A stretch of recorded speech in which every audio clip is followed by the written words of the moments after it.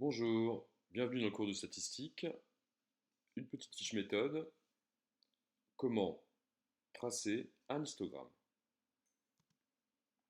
Alors, on part sur une enquête très simple, le salaire des employés d'une entreprise. On obtient des résultats dans le désordre. Voilà. Pour simplifier, on n'a pas pris de virgule. Alors, on se trouve ici dans le cas d'un caractère quantitatif continu. Il y a beaucoup trop de valeurs pour qu'on puisse dire que c'est discret.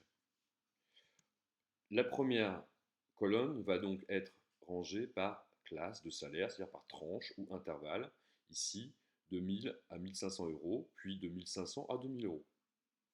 Vous remarquerez bien que dans la première catégorie, dans le premier intervalle, c'est fermé en 1000, ça veut dire que la valeur 1000 peut être comptée dans cet intervalle, mais c'est ouvert en 1500, c'est-à-dire qu'on ne peut pas prendre la valeur 1500.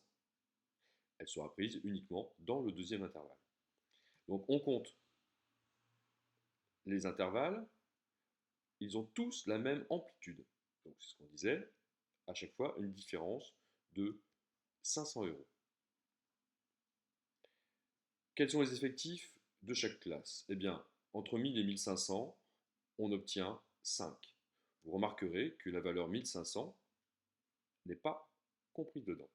Elle est comprise en revanche dans la deuxième classe, 11. L'effectif de la troisième catégorie, c'est 2, etc., etc.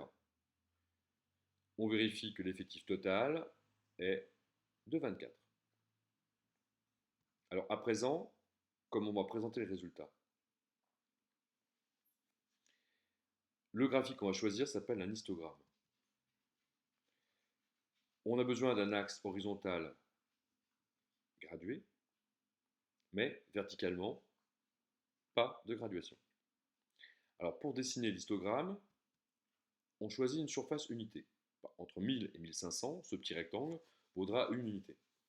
Notre effectif est égal à 5, donc on a besoin de 5 rectangles unités, ce qui nous donne la première colonne avec un effectif de 5.